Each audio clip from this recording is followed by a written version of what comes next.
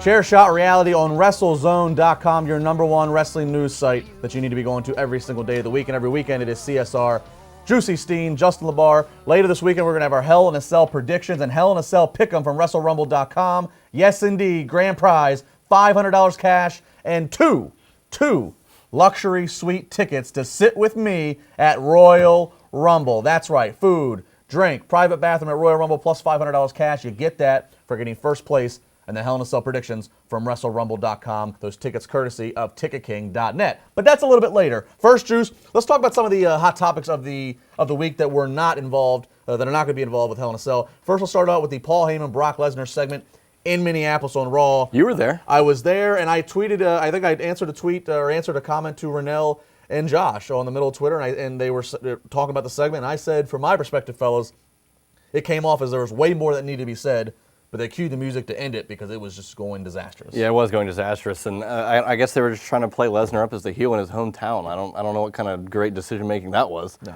And it just fell flat and looked like Heyman said, "Hey, let's just what do you want to do?" And they just played the music and got the hell out of there. Well, and to be fair, obviously, when WWE books their venues, 6-8 months out, sometimes they obviously probably did not know.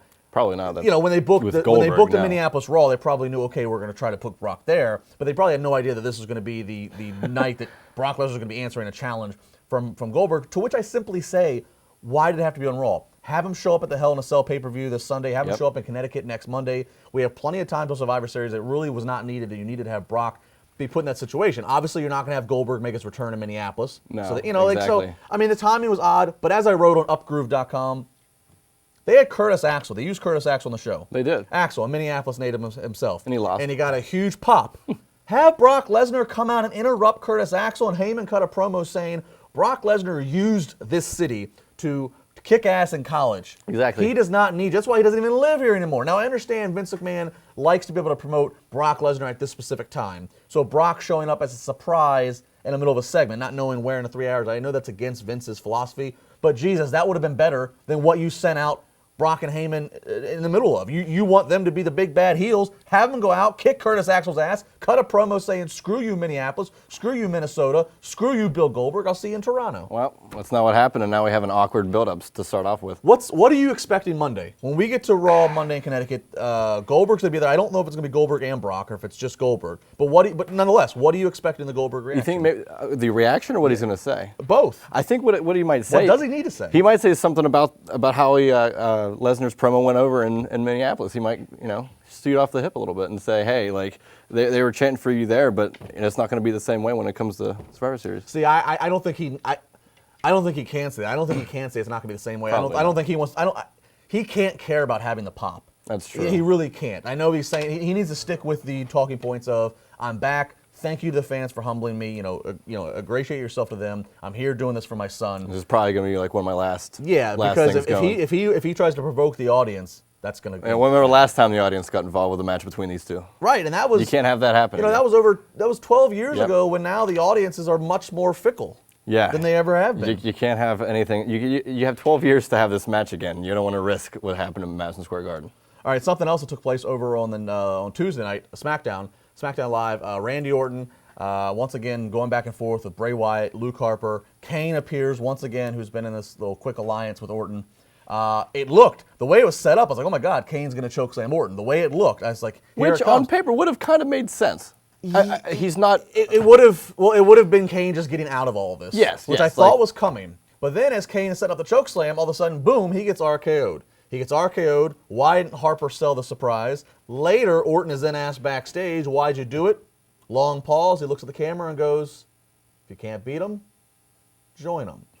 Is Randy Orton actually going to be joining the Wyatt family, Juice? I don't think so. You are more fit to be in the Wyatt family than Randy Orton. That's true. Juice Wyatt makes more sense than Randy Wyatt, to be honest. I don't know. This is very weird. Again, I think it would have made more sense. Kane's not like Randy Orton's a weird guy. He's like a mysterious character in his own way. But Kane is more of a guy that would be like to join Wyatt or to make things not as awkward. And Randy Orton's also one of the hottest baby faces they have. He's one of those guys that the girls love him. He has a very appealing look. So. Do you think it's just going to be a slight swerve from Orton to get back at Wyatt? I think this is something to where Randy is going to make Wyatt and everybody else try to believe that he's been brainwashed and this and that, and then at some point, boom, he infiltrates the well, I guess the family, just Harper and Wyatt, Harper and Bray, and at some point turns on him. I would initially think that maybe he'd be part of a Survivor Series team with them. That's what I was going to say. But then I've also seen reports that his wife is expecting a child and that he's asked for time off right around the time when Survivor Series is. So maybe he gets. Maybe they write him off TV somehow. Well, this would be a great. Well, the Wyatt family is a great way to write off people off TV, whether you're getting hurt on accident or just in general. What does he go through, like some kind of like Wyatt boot camp, and then they just? Either way, he has to lose every match he's in from here on out if he's going to join the Wyatt family. That's prerequisite. You got to lose. All right, we're going to end it up here. We're going to go down to paradise for Josh Eisenberg with his NXT and 90. Much more to come, including our Hell in a Cell predictions.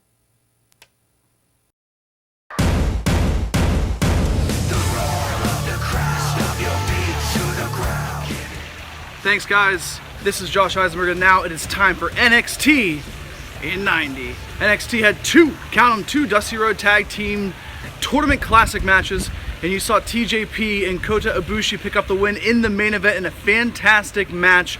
This ended NXT on a very high note. I love TJ Perkins getting more exposure outside of WWE Raw. Hashtag DIY picked up the victory to kick off NXT, and you can tell that there's no weakness in their game, and that's a reason why they're one of the best tag teams going in NXT. Them versus the Revival, I'm excited to see that rematch, and this time, I'm not sure when it's going to happen, but the tag team championships will finally change hands. You also saw Bobby Roode attack 10 Ty Dillinger with a Rude Bomb on the stage. Simple, effective, logical, really good action building up for their epic encounter at NXT TakeOver in Toronto, also the hometown of the glorious one. But it was all about, for me, the return of Mickie James. Mickie James, one of my favorite women of all time, has been a women's champion multiple times and had a great WrestleMania moment against Trish Stratus about a decade ago. Returns and will face Asuka. I love it. I'm excited for it as a fan, but I do have to say that shows all you need to know about NXT's depth in the women's division. Stick around, Chairshot Reality all weekend long. We are coming right back with predictions for this weekend's WWE Hell in a Cell.